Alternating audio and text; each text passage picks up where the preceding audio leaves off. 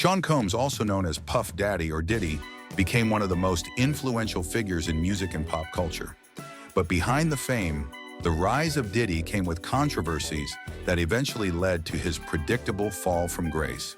Try to get in contact with me, through all my, partners. Diddy grew up in Harlem, raised by a single mother after his father was tragically murdered when he was just 3.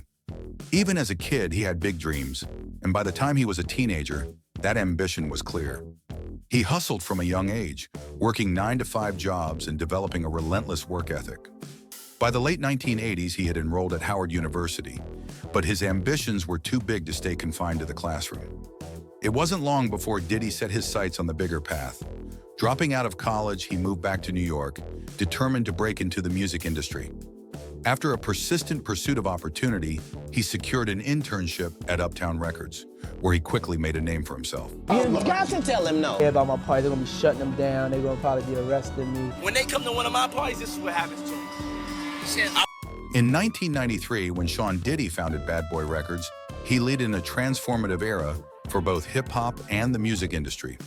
Diddy had a vision that went beyond just producing music. He aimed to redefine the business and culture around it. His ability to blend street authenticity with a polished, aspirational lifestyle resonated with a generation looking for a more expansive narrative around hip-hop.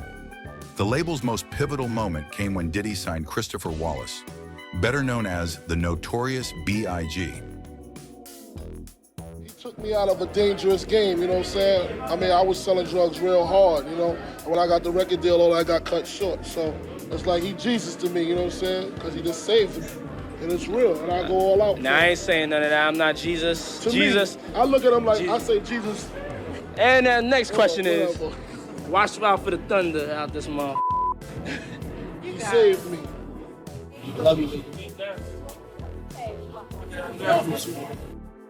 Their partnership was electric, combining B.I.G.'s raw, lyrical storytelling with Diddy's keen sense of production and marketing. Songs like Juicy and Big Papa became instant classics, and the notorious B.I.G. quickly became one of the most iconic voices in hip-hop. His gritty tales of Brooklyn life, mixed with Diddy's glossy production, perfectly captured the duality of 1990s hip-hop, a genre that was rapidly shifting from the underground to mainstream dominance. Under Diddy's leadership, Bad Boy Records didn't just make hits, it redefined hip-hop's image. Diddy introduced a luxury aesthetic that hadn't been associated with the genre before, blending street culture with high fashion, champagne, and exclusive events.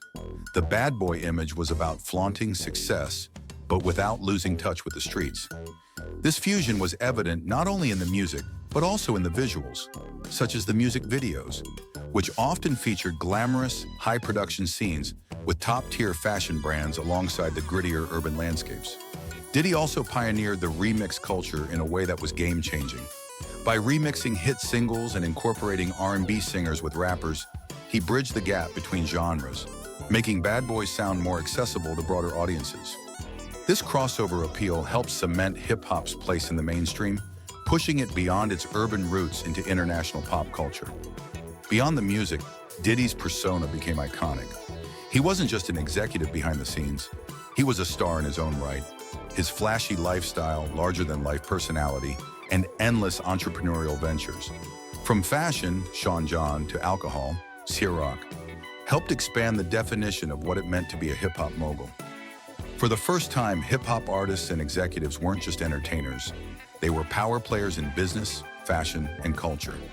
Despite his meteoric rise, Diddy faced his share of challenges, including legal troubles and the tragic loss of the notorious B.I.G. in 1997. However, his ability to adapt and reinvent himself solidified his place in music history.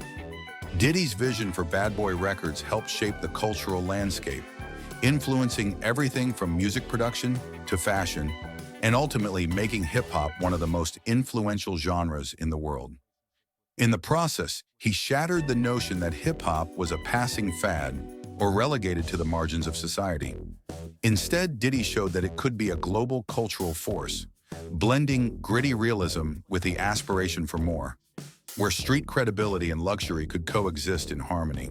The rise of bad boy records under Sean Diddy Combs, formerly Puff Daddy, in the 1990s was meteoric, marked by a string of chart-topping hits and the emergence of artists like the notorious B.I.G., Biggie Smalls, Faith Evans, and Mace.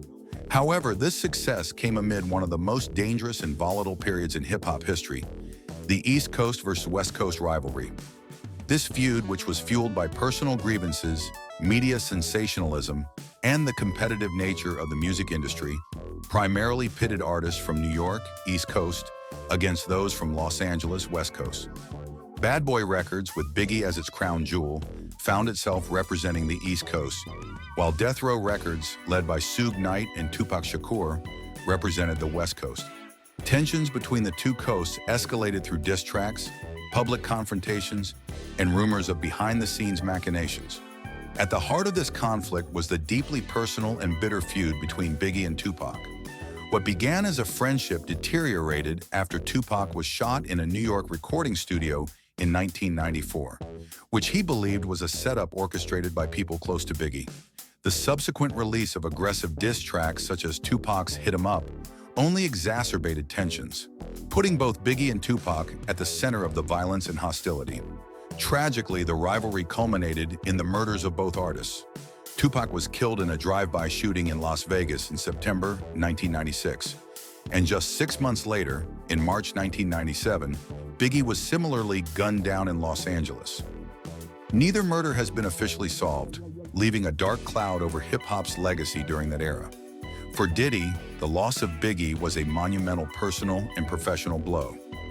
Biggie was not only his close friend, but also the cornerstone of Bad Boy's success. However, instead of succumbing to the grief and chaos, Diddy channeled his pain into music. He released I'll Be Missing You in 1997, a heartfelt tribute to Biggie that sampled the Police's Every Breath You Take.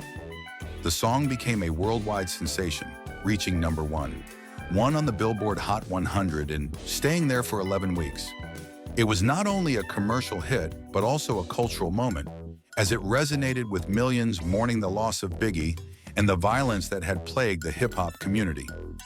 Despite the tragedy and the void left by Biggie's death, Diddy pushed forward with a relentless drive. He diversified his business ventures, understanding that music alone wasn't enough to sustain a long-lasting empire. He launched Sean John, a clothing line that became a staple in urban fashion during the late 1990s and early 2000s. The brand earned him critical acclaim, including the CFDA Men's Designer of the Year award in 2004. Beyond fashion, Diddy expanded into media and entertainment, producing television shows and starring in films. His business acumen also extended into the beverage industry, where he struck a lucrative partnership with Ciroc Vodka, transforming the brand into a major player in the premium spirits market. His ventures helped solidify Diddy as not just a music mogul, but a multifaceted entrepreneur with a global influence. In the years following Biggie's death, Diddy's ability to turn adversity into success became a hallmark of his career, propelling him into the upper echelons of entertainment and business, while still honoring the legacy of his fallen friend. As Diddy's fame grew, so did the controversies. In 1999, a shooting at a Manhattan nightclub threatened to bring down everything he had built. Though he was ultimately acquitted, the event left a stain on his public image. Years of controversies followed, but it wasn't until the mid-2010s that Diddy's legacy would face its biggest challenge: allegations of sexual misconduct and abuse. Diddy didn't let the scandals slow him down. He expanded into fashion with Sean John, created his own media network with Revolt TV, and partnered with Ciroc to revolutionize the vodka industry. He became the definition of a modern-day mogul. Whether it was music, fashion, or liquor, Diddy knew how to stay ahead of the curve. By the mid-2000s, his empire was worth hundreds of millions of dollars. In 2023, Sean Combs, widely known as Diddy, faced a significant personal and professional crisis when Cassandra Ventura, popularly known as Cassie, filed a lawsuit against him. This legal action accused him of a range of serious allegations, including years of abuse, psychological manipulation, and sex trafficking. The lawsuit was not only shocking due to the gravity of the claims, but also because it challenged the carefully crafted public persona Diddy had maintained for decades as a music mogul and cultural icon.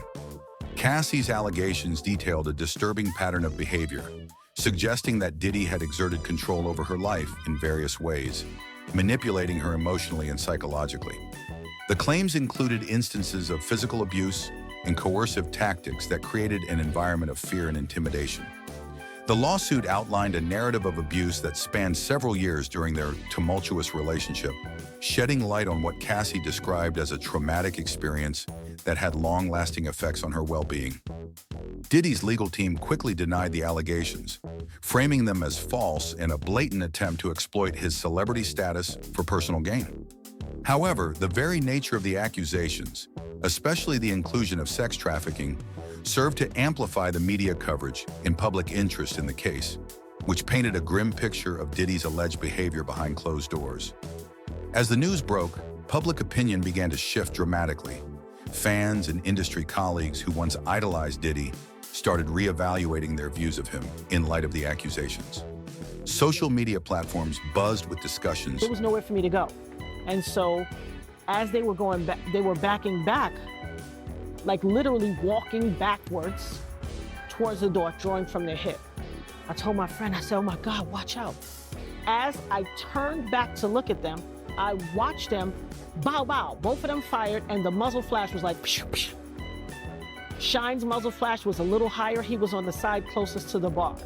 Puffy's muzzle flash was a little lower, and he was on the side closest to where I was, straight ahead from me.